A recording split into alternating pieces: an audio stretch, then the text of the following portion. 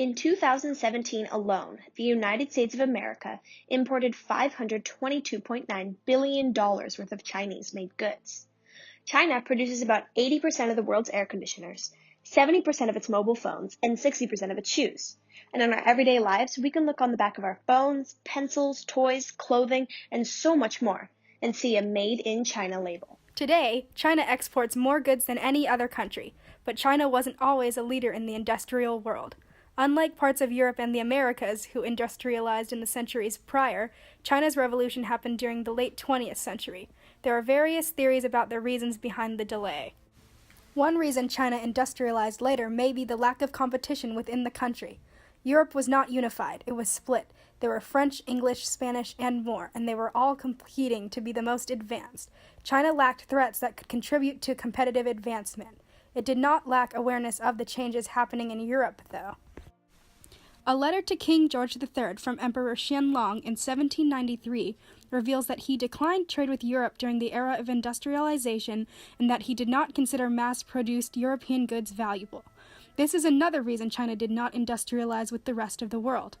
China had tried to industrialize in earlier parts of the 20th century and even during the 1800s, but had not succeeded. Their first attempt was between about 1860 and 1910 after the Second Opium War. When the Republic of China was established in 1912 and the monarchy was overthrown, people thought that the more democratic political system would help them industrialize, but it did not. China made another attempt in 1949 when the Communist Party rose to prominence. It was not until 30 years later that it began to really develop. Since China's industrialization happened so rapidly, fast profit remained a priority over worker safety. For example, there are a lot of toxic chemicals that workers have to manage, and they often do not have the proper safety regulations and equipment to handle them. In tech companies especially, workers are exposed to many dangerous chemicals and experience health problems because of this exposure. Prioritizing profit. Most factories in China view their employees not as people, but as pieces of the factory, and do not give their workers adequate pay. The average factory worker in China earns $27.50 per day and may work anywhere from 8 to 16 hours, and usually don't get paid for overtime work. But Chinese workers are protesting for their rights. From 2011 to 2013, the China Labor Bulletin, a Hong Kong-based workers' rights group, recorded around 1,200 strikes and protests across the country. In 2014 alone, there were more than 1,300 incidents. While some strikes, generally those involving foreign companies, such as the September 2014 walkout involving more than 10,000 workers at an Apple supplier, are widely reported, most protests go largely unreported outside their immediate areas, as they involve much smaller companies. The Trade Union Law of the People's Republic of China is a key piece of legislation on trade union organization. It states that 25 or more employees must be allowed to form an enterprise trade union. This law is helping workers use collective bargaining to improve their rights, but the 25-person minimum excludes smaller companies with less employees. Unfortunately, child labor has been a part of China's industrialization from the beginning, and still is. There is more child labor in small companies because they are harder to control than the big state-sponsored factories. China has many child labor laws, but in 2003 it was still on the increase, possibly because punishment of being caught utilizing child labor does not outweigh all the benefits. Some of the appealing aspects of child labor are that children are cheaper to employ, easier to exploit, their cost of living is so low, and small bodies can do small jobs, like tiny stitches on clothing. China's environment was heavily affected by industrialization. One of the most notable changes is air pollution. In some areas of China, life expectancy is over 5 years lower as a result of unclean air. Environmental experts say the leading cause of the problem is emissions from factories and that the number of sources of the pollution have increased by 50% in the past 10 years. In addition to a decrease in air quality, water safety in China has also declined. The dumping of fertilizers and other waste in rivers and lakes has led to about 70% of the country's water being unsafe for human consumption. Cancer outbreaks have been reported and are likely due to the use of contaminated water. Stomach, liver, and esophageal cancer account for 11% of deaths annually. Crops and forests were destroyed to clear space for the creation of large buildings such as factories. A large production of coal has resulted in a large production of carbon dioxide, which poses health issues and contributes to the high levels of air pollution. In the industrialized countries, China quite possibly had the most state involvement. The main reason for the start of China's industrialization period that began in the late 1970s was the reforms to the traditional Soviet economic model. In 3 stages, the Chinese government shifted their economic focus from heavy industries, such as steel and coal, and focused on more sustainable and advanced ones like light and high technology. First, the government created many new rural enterprises that spurred the first economic growth in China. This increased the number of villages from 1.5 million to 18.9 million, and increased the wages of peasant workers to almost 13 times its previous level. The government almost single-handedly ended China's shortage economy in the mid-1980s. Previously, the government rationed food, clothing, and other basic consumer goods. In the second phase of China's Industrial Revolution, the government imported machines to start mass-producing labor-intensive consumer goods.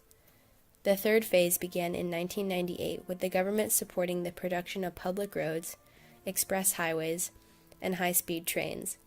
At this point, more private investors and companies, both local and foreign, started to contribute to China's economy. Since the late 1990s, the influence of the Chinese government in the economy has diminished, but still remains prominent. Before Europe entered the age of industrialization, China was light years ahead of Western countries in their iron, steel, coal, and hydraulic power. In the Song dynasty, China had the most advanced economy in the world. They invested in joint stock companies, and private businesses and families were allowed to occupy industries not operated by the government. Possibly the most notable advancement in the Song economy was the first ever government-issued paper currency, produced in many factories. However, at a time when Europe was rapidly turning to factories and mass production, China was in a so-called high-level equilibrium trap. Historians use this to describe the phenomenon that China's market was producing enough for its people that no serious economic change was warranted. In the end, there's a multitude of different causes that prompted China to start their industrial revolution decades after Europe. Different political structure, more involved government, less competition, and different economic needs are all valid theories. Another theory that should be hesitantly considered, if at all, is that China industrialized later because their religion didn't encourage the individual so much as the society. This should only be looked at in the most critical sense, though, because of its racist foundation and subjective reasoning. However, with all the focus on how late industrialization in China was, so far, it had followed an almost identical path to Europe. Both areas started industrialization with a pre-industrial boom of agriculture, means of transportation to rural areas, and growing urbanization. Next, they started mass-producing textiles and consumer goods in factories before turning to more crude industries like coal, railways, steel, and machines. Comparison halts there for the time being, since China hasn't entered the later stages of industrializing. However, one overall difference between China and Europe is the difficulty China had in kick-starting their revolution. Because Europe was more privately funded, there were few barriers in the way for rapid expansion and urbanization. Furthermore, China's government, because of their past failures to industrialize, stuck to a few main goals throughout the process that contributed to the success but did not allow for the same initial speed of urbanization as in Europe. They aimed to conserve political stability, promote agricultural industries, and provide lots of government support in lieu of private ownership. Granted, once China's industrialization took off in the late 1900s, no other country could compare to the pace. But these government efforts did prohibit the somewhat spontaneous industrialization that Europe witnessed. Unlike Europe, China is not finished industrializing yet. Today, China continues to expand their high-technology industries as private investors take hold in the economy. However, negative impacts of industrialization are creeping into China's society. Corruption, pollution, divorce and suicide rates, and income disparity have all increased in the past few decades. And while these problems certainly won't stop China from becoming a successful industrialized society, many historians claim that China's industrialization pattern is not sustainable regardless. The model that encouraged European innovation through competition is still lacking in China. Without this, is the economic future of China unstable? Regardless of the sustainability, China's ongoing industrialization promises an inspiring example for many unindustrialized societies.